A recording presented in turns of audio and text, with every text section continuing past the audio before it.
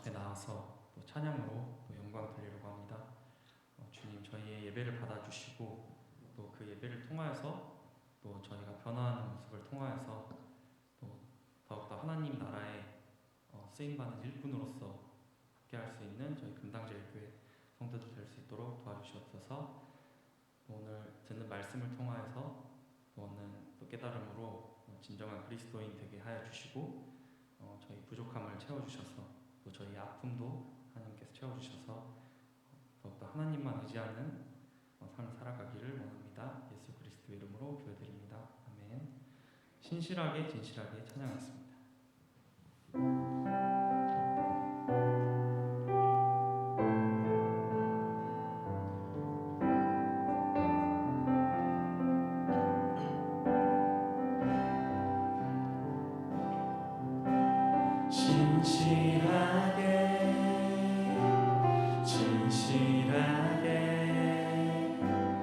거룩하게 살게 하소서.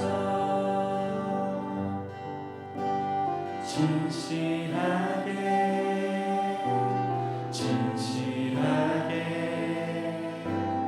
거룩하게 살게 하소서. 다시 한번 고백하겠습니다. 진실하게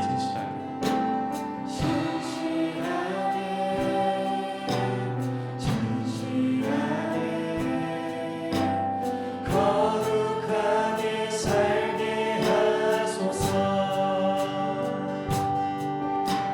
진실하게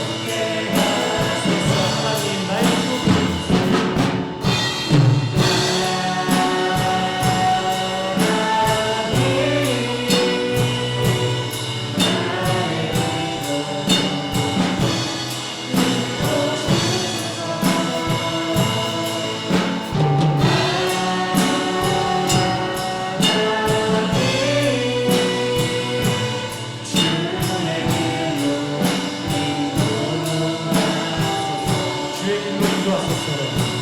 주의 이름 인도하소서.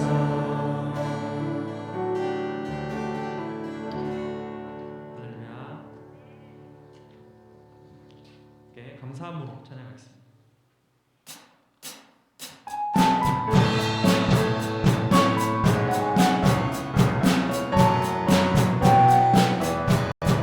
여호와를 즐거이 불러 기쁨으로 주께 나아가리. 여호와 하나님과 주의 백성 이루시는 양이라. 여호와를 즐거이 불러 기쁨으로 주께 나아가리. 여호와 하나님 나 주의 백성 기르시는 양이라. 감사함으로 주를 높이며 그 문에 들어가서 찬송함으로 그 이름을 송축할지어다. 감사함으로 주를 높이며 그 문에 들어가서 찬송함으로 그 이름을 송축할지어다. 여호와를 즐거이 불러 기쁨으로 주께 나아가리. 여호와 하나님 나 주의 백성 이루시는 양이라. 여호와를 즐거이 불러 기쁨으로 주께 나아가리.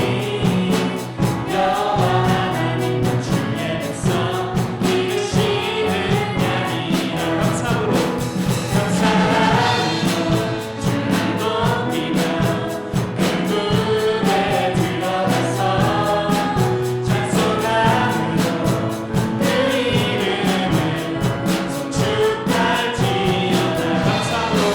감사함으로 주를 높이며 그 문에 들어가서 찬송함으로 그 이름을 송축할지어다. 감사함으로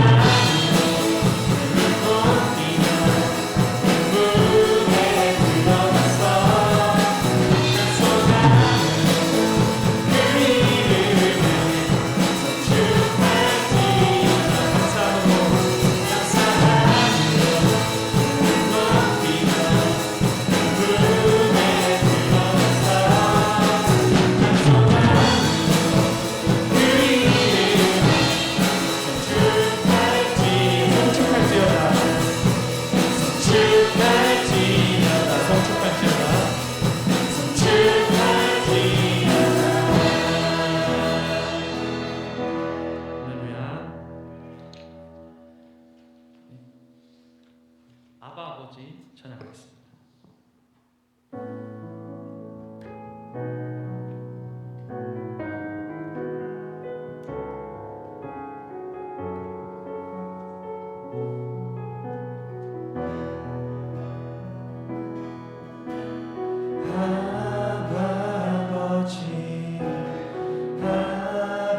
아버지 나를 아시고 바라보시는 아버지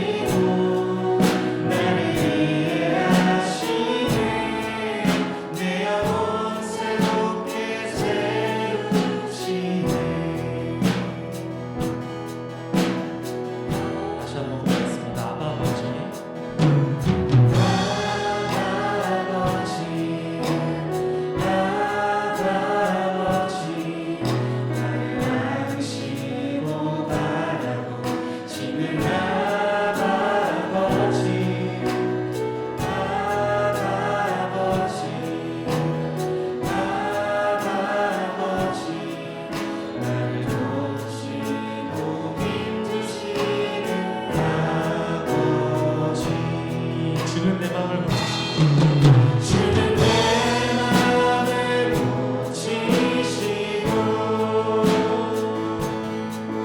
볼 수 없는 상처 만지시네 나를 아시고 나를 이해하시네 내 영혼 새롭게 세우시네 주는 내 맘을 고치시고 주는 내 맘을 고치시고 볼 수 없는 상처 만지시네 나를 아시고 나를 이해하시네 내 영혼 새롭게 세우시네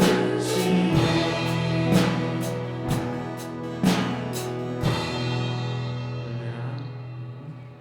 모든 열방 죽을 때까지 찬양하고 예배로 나가겠습니다.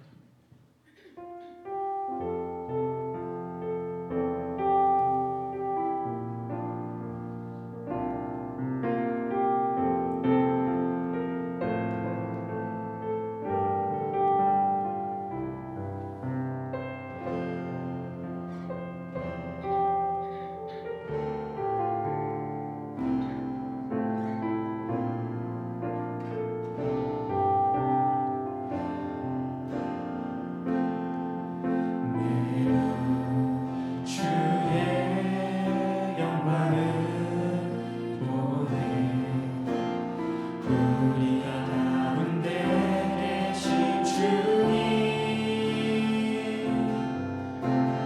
그 빛난 영광 온 하늘 덮고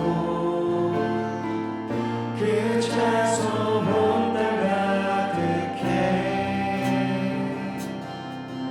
내가 주의 영광을 보네 찬송 가운데 서신 주님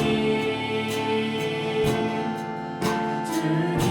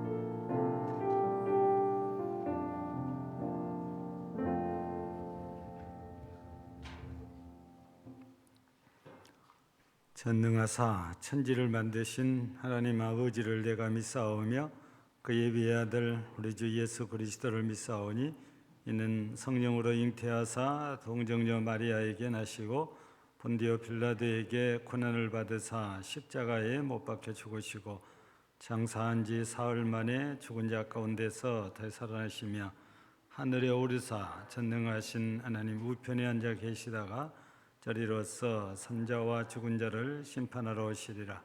성령을 믿사오며 거룩한 공예와 성도가 서로 교통하는 것과 죄를 사하여 주시는 것과 몸이 다히 사는 것과 영원히 사는 것을 믿사옵나이다.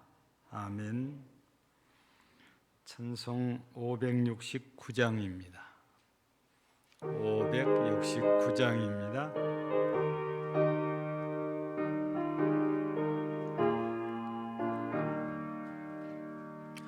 선한 복자 되신 우리 주 항상 인도하시고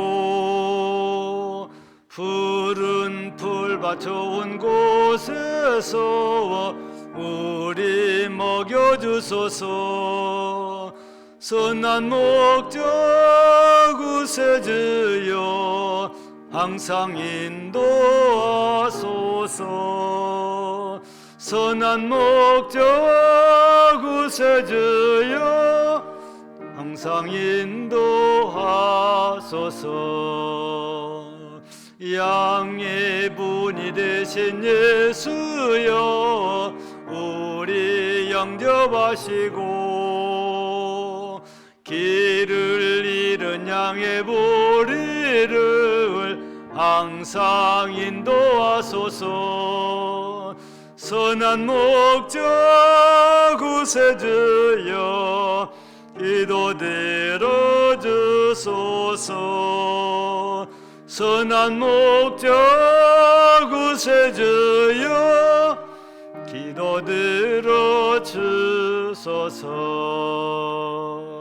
은미 많고 약한 우리를 용납하여 주시고 주의 넓고 크신 은혜로 자유 얻게 하셨네.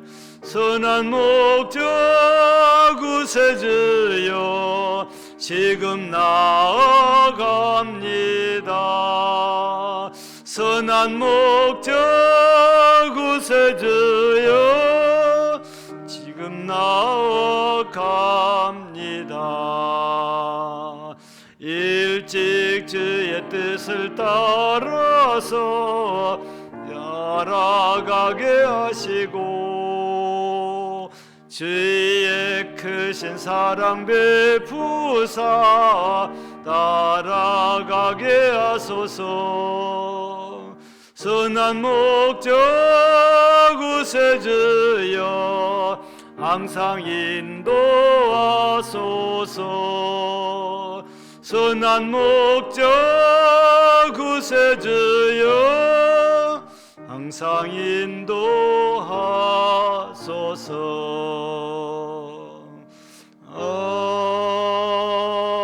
아멘.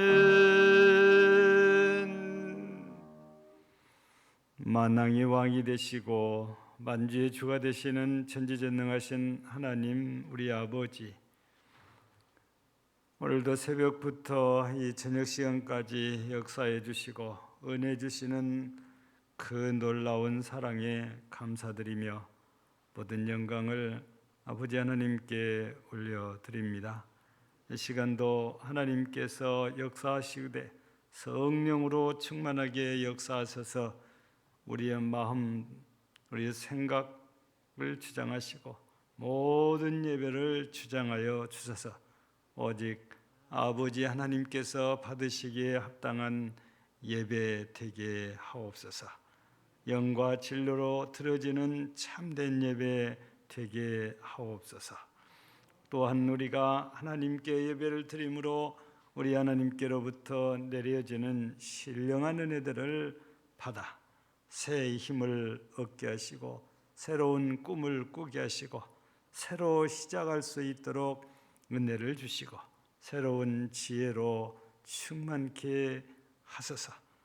공중의 권세를 잡은 마귀의 권세 아래 있을지라도 담대하게 믿음의 주여 온전케 하시는 인 예수 그리스도를 바라보며 믿음으로 바울처럼 승리하여 선한 싸움에서 이기고 하나님 앞에 영광스러운 멸류관을 상으로 받게 하옵소서.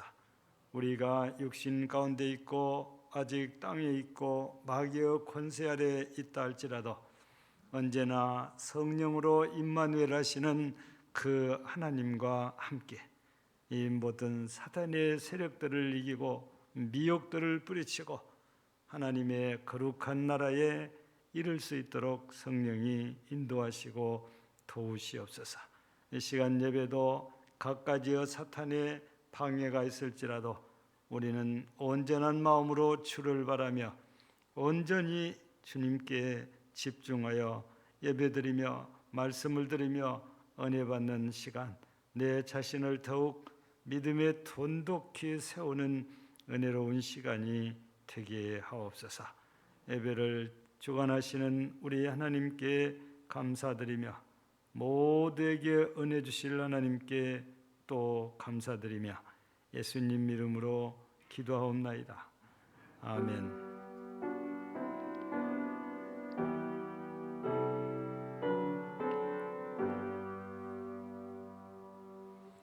하나님 말씀은 구약성경 시편 23편입니다. 구약성경 시편 23편입니다. 1절에서 6절까지 교독합니다. 818쪽이나 9쪽 되겠습니다. 여호와는 나의 목자시니 내게 부족함이 없으리로다.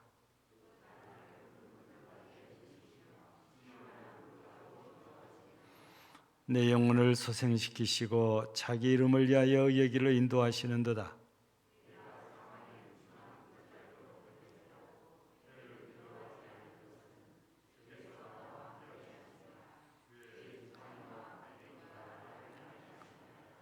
주께서 내 원수의 목전에서 내게 상을 차려주시고 기름을 내 머리에 부으셨으니 내 잔이 넘치나이다. 내 평생의 선하심과 인자하심이 반드시 나를 따르리니 내가 여호와의 집에 영원히 살리로다. 아멘.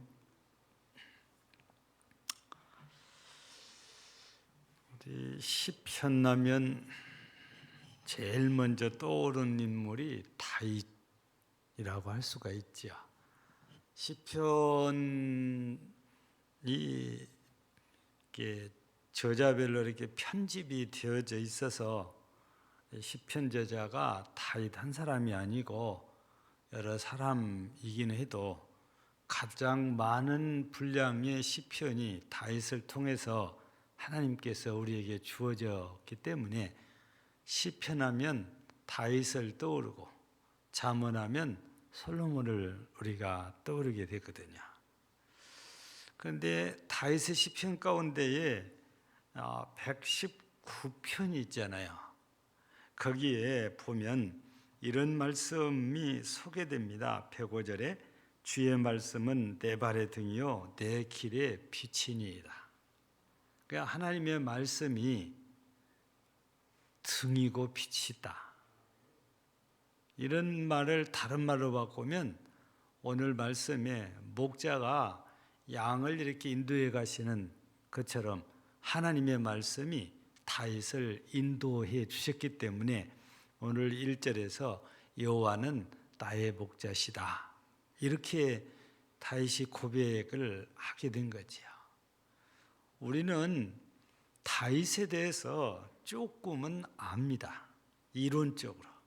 왜냐하면 다윗이 살던 시대에 우리가 살았더라면 좀 더 다윗을 이해를 잘할 수 있겠지만 3000년 전의 다윗과 3000년 후의 우리의 삶은 너무도 환경이 다르기 때문에 다 이해할 수는 없는 거지요. 예를 들면 제가 지난 주일에도 그런 얘기했으니까 우리 가요 가운데 트로트 가요 가운데 보릿고개라는 노래를 진성 씨가 불렀잖아요.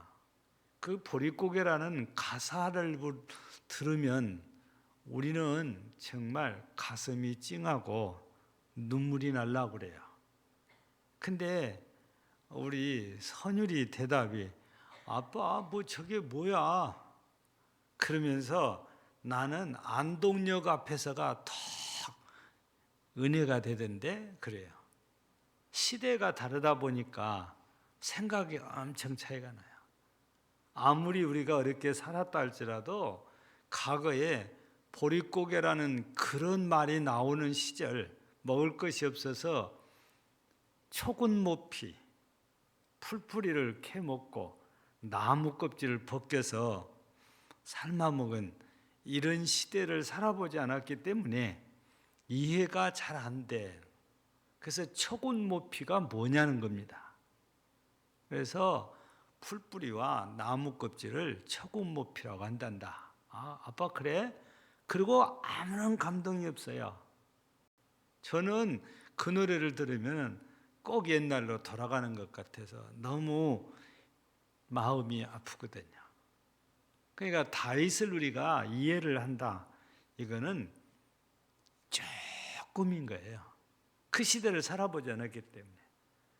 우리 이 시간 다윗을 좀 얘기를 할 텐데 다윗은 우리가 조금 알고 있는 대로 베들레헴 출신입니다. 거기가 우리로 말하면 본적지예요. 예. 다른 말로 우리가 고향이라고도 말하지요. 거기에서 이세 아들로 태어났는데 하필이면 막내둥이로 태어나요. 우리나라에서는 막내로 태어나면은 부모님의 사랑, 형님들, 누나들의 사랑을 한 몸에 받게 되잖아요. 근데 다윗은 그러지 못했던가 봐요. 성경에는 구체적으로 설명을 잘 안 하지만 다윗의 형제 가운데 위로 형님이 7명이 있고 중간에 누나들이 또 있습니다. 그러니까 이 이세라는 사람이 참 다복한 사람 같아요.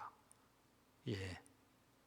특별히 여러분들이 잘 기억하고 있는 요압이라는 장수가 있잖아요. 다윗 시대에 다윗의 오른팔이 돼가지고 충성했던 그런 장수이기도 합니다. 근데 그가 누나의 아들이지요. 수르야라는 누나의 아들입니다. 조카하고 삼촌 사이가 이 다윗과 요압과의 관계거든요. 근데 이런 관계가 요압만 있는 게 아니고 더 있죠. 요압의 형제만 해도 3명이나 더 있으니까. 근데 이상한 건 우리나라하고 좀 달랐던가 봐요. 이 문화가 막내인 그런 다윗이 어렸을 때부터서 늘 양치는 데에 불려나갑니다. 아버지가 시켰는지 아니 형님들이 데리고 가서 강제로 시켜놓고 형님들은 딴짓을 했는지 그건 우리가 알 수 없지만 다윗은 성경을 보면 일찍부터서 양치는 목동 역할을 했어요. 여러분 누구나 가서 편히 쉬고 싶고 놀고 싶잖아요. 그런데 다윗은 어려서부터서 들에 끌려나가서 양을 돌봐야 되고 양을 인도해야 되는 이런 일을 해요. 근데 이러다 보니까 혼자 있는 시간이 많아요. 혼자 있으면 뭔가 자기만 할 수 있는 일을 하게 되는데 그게 바로 내가 목자로서 양을 돌보려면 뭘 해야 될까 해서 그가 생각한 것이 물매에 던지는 것을 하기 시작을 해요. 그래서 그때는 물매하면 다윗을 따라올 자가 없을 정도로 고수가 되잖아요. 근데 결국에 이렇게 그냥 양치느라 고생만 시작하던 것 같았는데 그것 때문에 물매 연습을 열심히 하다 보니까 늑대가 와도 이리가 와도 다 물리칠 수가 있다고 말이에요. 그 물매로 한 대 머리를 맞으면 띵 해가지고 더 이상 못 오잖아요. 골리앗이 그거 하나 맞고 쓰러질 정도니까 굉장히 충격이 크다고 봐야지요. 아니면 막대기 갖고 후려쳐서 또 싸웁니다. 그러니 이러다 보니까 다윗이 굉장히 용감하고 담대한 사람이 됐고 물매를 엄청 잘 사용해서 하여튼 던졌다 하면 명중이에요. 결국에 이것 때문에 후에 골리앗을 한 방에 보낼 수가 있었어요. 만약에 다윗이 양치는 목동이 안 됐더라면 언제 그런 걸 연습했겠어요? 그런 거 할 일이 없잖아요. 근데 그때는 양치는 목동 일만 시킨다고 불평할 만도 한데 다윗은 그렇게 하지 않냐고 열심히 힘을 기르고 물매 연습을 해서 고수가 되고, 그래서 결국에는 그것이 이스라엘을 구원하는데 얼마나 요긴하게 쓰였습니까? 또 다윗이 그렇다고 해서 맨날 물매만 던지고 있을 수는 없잖아요. 그래서 그가 만진 것이 악기입니다. 수금 타는 데는 누구도 따라올 수가 없어요. 그래서 사울 왕이 악령에 사로잡혀 가지고 머리 아파 죽겠다 할 때 다윗이 가서 수금을 타면 거짓말처럼 악령이 떠나고 고통이 사라지고 편안해지잖아요. 그래서 다윗은 음악의 대가라고 할 정도로 이 시편 자체가 문학적으로 말하면 시지만 음악적으로 말하면 찬양이잖아요. 그래서 우리나라에도 이 시편 전체를 찬양으로 바꾸어 놓은 이 시편 찬양이 있어요. 어떤 교회는 그것만 부르는 교회도 있습니다. 이거는 유대인들이 주일날 모여서 하는 회당 가면 이 시편 찬양을 주로 많이 부르는데, 뭐 우리처럼 막 드럼을 또 뭐 저런 키보드를 동원하잖아요. 다 아카펠라로 부르거든요. 근데 기가 막히다고 그래요. 어떤 분들은 이 이스라엘은 아니고 미국이나 다른 나라에서 회당에 참여를 이렇게 해서 그런 거를 들을 기회가 있었다고 하는데, 저는 아직 회당에 가보지는 못했어요. 그냥 관광으로는 들어가 봤지만 그네들의 예배 의식에는 참석해 본 적이 없지요. 그래서 그런 걸 들을 기회가 없었는데, 들은 분들의 증언을 따르면 정말 어쩌면 그렇게 아카펠라를 잘하는지 타고난 사람들 같아요. 근데 이렇게 되기까지 다윗이 먼저 하나님께 은혜를 입고 이런 은혜로운 시편 찬송을 많이 우리에게 남겨줬기 때문에 그런 것들도 가능한 거잖아요. 그러니까 다윗은 어려운 환경에서 힘든 중에도 그거를 원망과 불평하는 핑계거리로 삼는 게 아니고 도리어 자기 자신을 강하게 만들고 자신을 성숙하게 만드는 시간들로 잘 사용을 했던 결과가 골리앗을 쳐서 죽일 수도 있었고, 사울이 악령에 사로잡힐 때 수금을 타서 악령을 쫓아낼 수도 있는 영적인 사람이 되기도 한 거지요. 이런 것들이 그냥 되는 것 아니죠. 저는 워낙 음악성이 없어서 그런지 악기 하나를 다룰 줄 아는 게 하나도 없어요. 남들은 그냥 우습게 생각하는 오카리나 하나도 불지를 못합니다. 제가 요즘 들어서 어디 선교지에 갔을 때 그래도 이 악기 하나를 다루면은 찬양을 하기가 훨씬 부드러워서 하면 좋겠다. 근데 아무리 생각해도 내가 잘할 만한 악기가 하나도 없는 거예요. 솔직히 말하면 자신이 없어요. 워낙 음악성이 없다 보니까. 근데 어떤 분들은 그냥 설렁설렁한데 금방 악기 배우고 금방 저악기 배우고 막 그래요. 예. 하나님께서 특별히 이런 것도 은사로 주시는 것 경우가 있는 것 같아요. 예. 우리 예태정 선교사님은 사모님도 그렇고 음악적으로 좀 재능이 있는 분들이에요. 젊었을 때부터서 찬양 지휘를 했고 젊었을 때부터서 사모님은 피아노를 잘하는 피아니스트입니다. 물론 막 이렇게 콩쿨 대회 나가고 그런 분은 아니에요. 우리가 강주 신학대학 다닐 때는 여자분 3분 있어요. 삼중창단이라고 해서 그 멤버 중에 한 분이 여목사님 사모님이세요. 우리 채플 시간마다 그 3분이 나와서 찬양을 합니다. 엄청 화음 잘 맞아 들어가요. 근데 원래 피아노도 하시고 노래도 잘하시고 근데 두 분이 딱 만나더니 기가 막히게 잘해요. 여목사님은 우리 교회 와가지고 배운 게 클라리넷을 또 배웠잖아요. 우리 교인들이 배우고 있으니까 옆에 가서 조금씩 배우더니 정말 잘해요.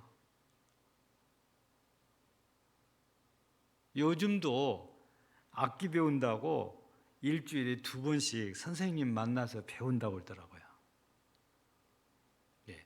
요즘은 그 클라리넷 말고 또 뭐가 있죠? 이게 관악기인데 tum소같이 생겼는데 이것도 지금 배우고 있죠. 또 과거에 우리 고은이한테 몇 번 배우던 게 이거 우리 이렇게 이게 뭐죠? 에? 아니 우리 학생들 많이 하는 거 조그마한 거. 니코더도 실은 우리 고은이한테 배웠어요. 굉장히 오래됐어요. 근데 성교지에서 이걸 그냥 다 가르쳐요. 그러면서 나보고 가르쳐 준대요, 진짜. 예. 여러분, 이런 것들도 은사가 있는 분들이 훨씬 빨리 이렇게 쉽게 이제 배우는 것 같아요. 예.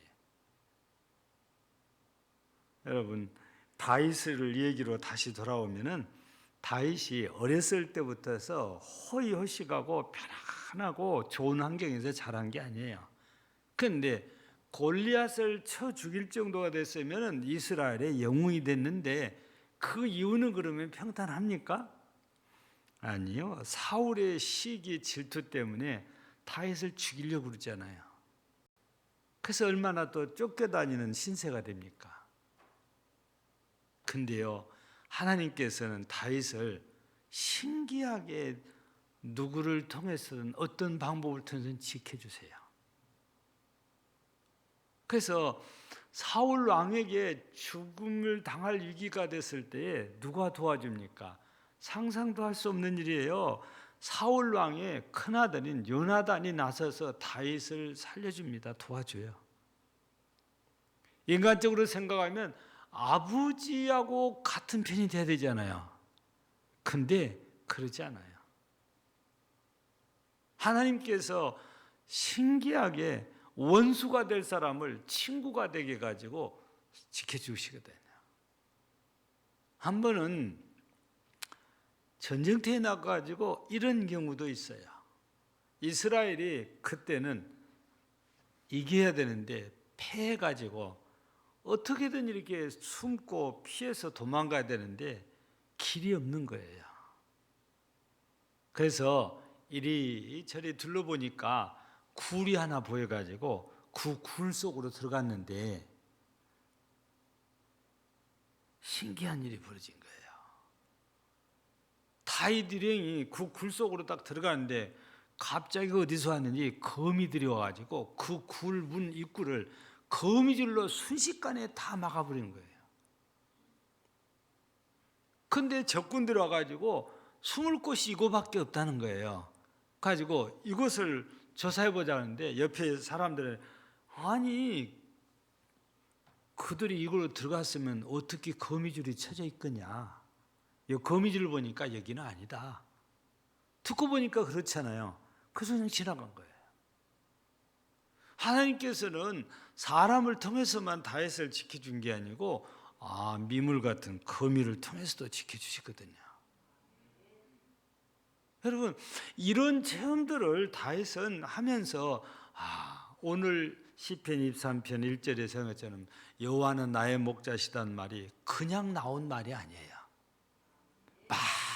많은 은혜 체험을 하면서 진짜 여호와 하나님은 내 목자인데 내게 부족함이 없는 목자시다. 그렇게 노래를 할 수 있었던 거죠. 여러분, 그런데 이 하나님, 다윗의 목자가 되신 하나님은 우리가 6절에 보면 내 평생에 선하심과 인자하심, 선하심과 인자는 사랑이지요. 선한 사랑으로 다윗에게 은혜를 주셨다는 얘기인데, 이렇게 다윗이 고백할 정도로 하나님을 찬양하는 것은 그만큼 다윗이 하나님께 은혜를 많이 입었다는 그런 얘기잖아요. 그러면 어떤 은혜를 입은 겁니까? 이미 말씀드린 대로 다윗은 하나님의 선한 사랑의 능력으로 이런 인도하심을 받은 은혜를 입은 거지요. 그래서 그것도 전혀 부족함이 없다고 말이죠. 사람은 아무리 잘해줘도 만족하지 못한다고 그래요. 왜냐하면 자기 마음에 100% 200% 완전하지가 않으니까. 이해가 안 될 때가 있는 거예요. 그만큼 돈 받았으면 감사해야지 왜 불평을 하는지. 사람들의 심리는 적은 걸 주면 더 큰 거, 더 많은 거, 더 좋은 걸 요구를 한 것 같아요. 그래서 여러분들에게 이미 오래전에 들은 얘기가 있잖아요. 아들이 엄마하고 가다가 어떤 이웃집에 들어가니까 이웃집 아주머니가 엄마 친구가 아들에게 사과를 하나 줬다고 그랬잖아요. 근데 아이가 불평을 해요. 왜 안 깎아주냐고. 여러분, 사과 하나를 줬으면 그거 주신 것만도 고맙고 감사해서 꾸벅꾸벅 인사를 해야 되는데 아줌마 왜 안 깎아줘요? 그러면서 너무 당당하게 깎아달라는 거예요. 이 인간의 그 마음이라는 것은 다 만족하게 채워지기가 어렵다고 말해요. 돈이 없어서 죽는다고 할 때 얼마를 돈을 집어주면은 왜 이거밖에 안 주냐고 하는 거예요. 저도 그런 일을 겪었으니까. 요즘은 코로나 이렇게 온 이후로는 아예 우리 교회 출입을 그냥 통제하느라고 문을 잠가놔 버리거든요. 그러니까 잘 안 와요. 근데 문 열어놓으면은 어떻게 하는지 들어가지고 4층까지 올라와서 문을 두드려요. 요즘은요. 내 사무실이 4층에 있는지는 아마 그 안내판을 보고 아는가 봐요. 4층까지 올라와서 문을 두드려 진짜로요. 근데 얼마를 주든지 고마워해야 되는데 그렇게 고마운 사람도 있지만 아니에요. 왜 이거밖에 안 주냐는 거예요. 꼭 맡겨놓은 돈 찾아간 사람 같이 보여요. 근데 다윗은 실제적으로 엄청나게 고생을 많이 했잖아요. 죽을 뻔도 하고. 그럼에도 불구하고 오늘 시편 1편에서 여호와는 나의 목자시니 내게 부족함이 없으리로다. 하나도 부족함이 없었다고 고백을 합니다. 그 말은 다른 말로 바꿀 때 감사하고 있다는 얘기잖아요. 여러분, 우리 신약성경에 로마서 8장 32절을 보면 무슨 말씀이 기록되어 있습니까? 아들을 주시니가 무엇을 더 아끼겠느냐 그래요. 우리 하나님께서는 나의 구원을 위해서 하나밖에 없는 아들도 십자가에 내주셨단 말이에요. 근데 그 아들을 내주셨는데 뭘 더 아끼고 안 주겠냐? 다 뭐든 다 주신다는 거예요. 그만큼 하나님께서는 우리에게 부족함이 없도록 모든 걸 다 내주신 분이 하나님이시거든요. 그래서 다윗은 이런 사실을 일찍이 깨닫고 여호와는 나의 목자시니 내게 부족함이 없으리로다. 그래서 하나님께서 능력으로 자신을 인도해 주셨다. 부족함 없이 인도해 주셨다. 그렇게 고백을 해요. 제가 다 뛰어넘었지만 실제 이 뒤에도 보면 다윗이 왕의 자리에 올라가고 죽기까지 우여곡절이 없는 게 아니고 또 있잖아요. 아들들 때문에 어려운 일이 생기고 아들이 아버지를 죽이려고도 하고. 여러분 그런 거 있으면 어떻게 하나님께서 부족함이 없이 인도해 줬다고 고백하겠어요? 그럼에도 불구하고 다윗은 여호와는 나의 목자시니 내게 부족함이 없으리로다. 그래서 하나님께서는 다윗에게 목자가 되셔서 이렇게 인도해 주신 것처럼 오늘 우리에게도 마찬가지라는 겁니다. 나의 목자셔요. 내가 살아가는데 필요한 만큼 공급해 주시고 인도해 주셔서 내가 살게 해 주셨다면 부족함 없이 나를 인도해 주신 거거든요. 근데 우리가 부족함을 느낄다는 것은 내 욕심 때문에 그래요. 내 욕심만큼 안 됐다는 것이지 내가 사는데 부족하지는 않은 거거든요. 그래서 다윗이 여호와는 나의 목자시니 내게 부족함이 없으리로다 고백한 것처럼 우리 하나님은 다윗뿐만 아니라 우리에게도 부족함 없는 목자시라는 사실을 우리는 깨닫고 늘 감사하며 살아야 되는 거지요. 뿐만 아니라 오늘 말씀 보면 4절 이하에 다윗의 고백을 통해서 보면 주의 지팡이와 막대기로 안위하신다고 그래요. 그리고 이급해서 하나님께 피했더니 하나님께서는 반가이 맞아주시면서 상을 차려주세요. 그러니까 우리 하나님께서는 다윗에게 있어서 정말 피난처시고 요새시였고 구원이었고 방패였다는 거거든요. 성경에 기록된 대로 보면 사망의 음침한 골짜기에서도 하나님께서 다윗을 구해 주십니다. 그러니 다윗이 부족함이 없는 하나님을 찬양할 수 있고 하나님께서는 정말 자신을 철저하게 지키고 보호해 주셨다고 고백을 안 할 수가 없는 거지요. 하나님께서는 선하게 역사하시고 능력으로 역사하시고 사랑으로 역사하셔서 다윗을 이렇게 지키고 보호해 주신 사실을 우리가 이 성경에서 이렇게 볼 수 있잖아요. 그래서 다윗에게 목자 되신 여호와 하나님, 오늘 우리에게도 선한 목자로서 우리를 이렇게 부족함 없이 채워주시고 또 우리를 지키고 보호해 주시지요. 그래서 우리가 요한복음 10장 10절에 보면 나는 선한 목자다. 예수님께서 이렇게 말씀하세요. 다윗이 고백도 했지만 우리 신약 성경에서는 예수님께서 아예 직접 나는 선한 목자다. 선한 목자는 양을 위해서 목숨도 아끼지 않는다 그래요. 그래서 예수님께서는 십자가에서 죽어주심으로 자신이 선한 목자임을 증거로 보여주십니다. 오늘 우리가 살고 있는 시대가 많이 어렵고 힘들지만 목자 되신 하나님, 부족함 없인 목자이신 선한 목자이신 하나님이 다윗을 부족함 없게 해주셨고 다윗을 이렇게 지키고 인도하시고 보호하신 것처럼 하나님은 우리에게도 이렇게 지키고 보호하시고 선하게 인도하시는 하나님이시라는 사실을 우리도 고백하는 그런 믿음의 사람이 되어야 되죠. 뿐만 아니라 오늘 마지막 6절 말씀을 보면은 내 평생의 선하심과 인자하심이 반드시 나를 따르리니 내가 여호와의 집에 영원히 살리로다. 그러니까 하나님이 항상 자기를 따른다는 것은 함께 한다는 뜻이잖아요. 그래서 다윗은 나는 이제 하나님 집에서 영원토록 살고 싶다. 그런 고백이에요. 하나님이 부족함 없이 자기를 인도해 주시지요.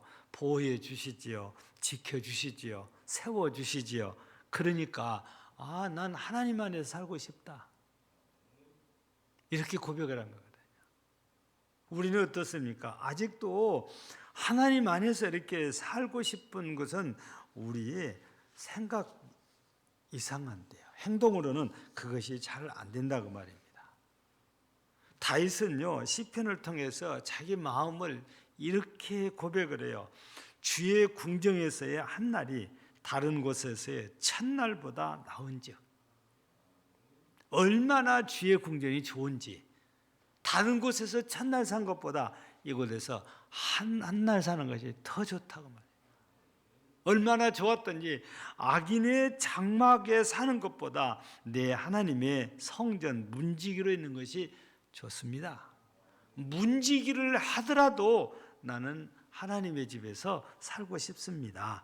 이런 고백이잖아요. 그런데 우리는 어떻습니까? 환경 때문에 또 우리의 삶 때문에 핑계대고 하나님의 전에 나오기를 꺼려하는 일들이 우리 코로나19 들어오면서는 더 많아졌지요. 다윗은 그렇게 주의 전을 사모하는 거죠. 다윗만 그런 것이 아니지요. 우리가 시편이 아닐지라도 우리 시편의 배경이 되기도 하고 시편에 나오지만 이 성전을 얼마나 이 포로로 바벨론 포로로 끌어갔던 사람들이 사모했던지 이 처마에서 집 짓고 사는 새를 부러워합니다.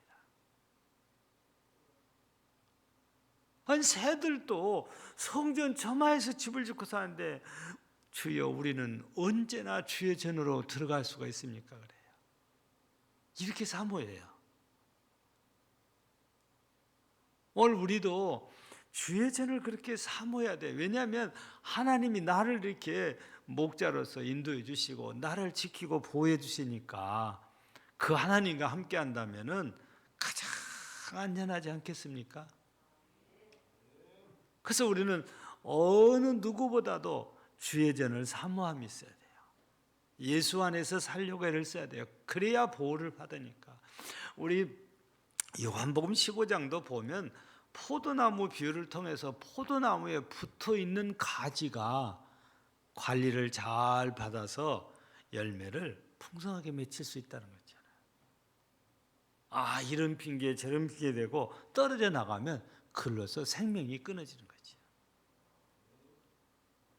다윗은 이렇게 자신의 삶을 통해서 하나님이 어떤 분인지 자기 인생에 어떤 분인지를 고백을 하는데 하나님께서 능력으로 선하심으로 사랑으로 자기를 인도하시는 목자시고 자기를 보호하시고 또 지켜주시는 분이시고 그래서 나는 영원토록 그 하나님 안에서 그 하나님의 집에서 살고 싶습니다.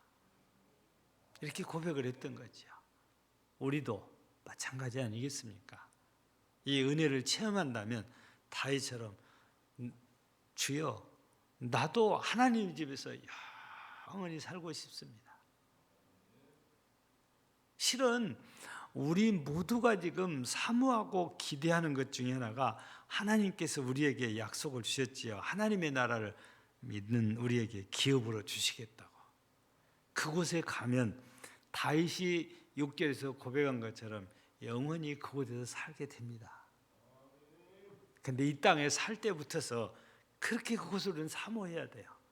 좋다는 것을 안다면 그것이 가장 안전한 곳이라고 안다면 우리는 그것을 사모해야 되지. 아무리 이 땅에 많은 재산을 갖고 있고 또 권력을 갖고 있고 명예를 갖고 있고 지식을 갖고 있다 할지라도 천국이 이거보다 더 좋다는 걸 안다면 우리는 천국을 더 사모해야 되지. 이 땅에서 더 오래 살아야지. 그런 생각은 우리가 안 해야 맞는 것 같아요. 근데 요즘 사람들은 아닌 것 같아요. 이 땅에서 더 오래 살고 싶어요. 이 좋은 세상, 이 풍성한 세상, 돈만 있으면 정말 누릴 걸 다 누릴 수 있는 세상. 근데 세상에서 우리가 누리는 것들은 하나님의 나라에서 누린 것하고는 좀 달라요. 육신의 쾌락적인 거니까. 하나님의 나라는 영적인 일이들이잖아요. 그래서 다른 거죠. 그러니까 우리는 육신의 쾌락에 나도 모르게 자꾸 노출되어지고, 그래서 그걸 보게 되고 그걸 느끼게 되고 그렇게 살고 싶어 하는 거지. 여러분, 이 땅에서 아무리 좋은 차를 탄들 천국 못 가면 아무 소용이 없는 거예요. 천국에서는 하나님이 나한테 자가용 준다는 말씀 안 하세요. 아마 천국에서는 자가용이 필요 없다고 저는 확신을 하거든요. 왜 그럴까요? 왜 천국에는 자가용이 필요 없을까요?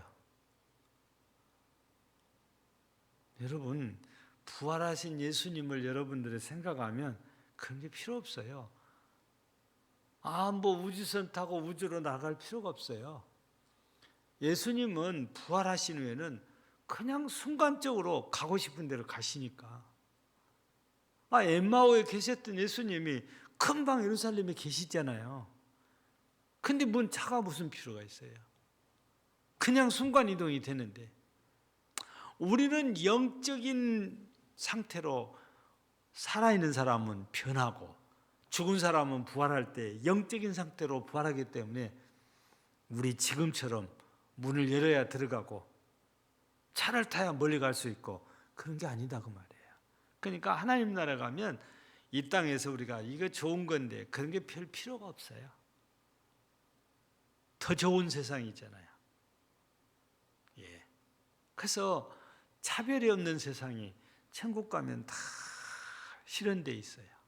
부자도 없고 가난한 자도 없고 잘난 자도 없고 못난 자도 없고 땅에서는 막 별의별 모양들이 다 있지만 하나님의 나라에 가서는 이렇게 모두가 다 평등하게 하나님 앞에서 복락을 누릴 수 있게 되거든요. 그래서 다윗이 영원히 하나님의 집에서 살고 싶은 것은 천국에서 살고 싶다는 뜻이잖아요. 우리도 하나님께로부터 이런 약속을 받은 자니까 우리는 하나님의 나라를 다윗처럼 정말 사모하고 살다가 우리 하나님께서 부르시는 그날 정말 기쁜 마음으로 하나님의 나라에 가서 이 땅에서는 누리지 못한 것들을 그 신령한 은혜들을 누리는 복이 있는 성도들이 되기를 주의 이름으로 축복합니다.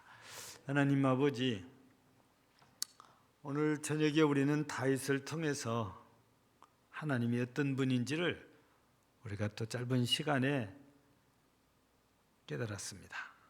다윗에게만 선한 목자고 다윗에게만 부족 없는 목자가 아니라 우리에게도 똑같이 내게 부족함이 없으신 목자, 선한 목자이십니다. 다윗만 지키고 보호하시는 하나님이 아니고 우리도 지키고 보호하시는 하나님이십니다. 다윗만 하나님의 나라가 좋은 게 아니고 우리에게도 더없이 좋은 나라가 하나님의 나라입니다. 이제 우리 모두가 이런 은혜를 되돌아보며 하나님의 은혜를 입은 자답게 늘 하나님의 나라, 내가 영원히 살 그 나라를 늘 사모하며 그 나라를 위해서 이 땅에서 우리의 믿음을 잘 지켜서 우리 주님을 기쁘게 하는 삶이 되게 하옵소서. 예수님 이름으로 기도하옵나이다. 아멘.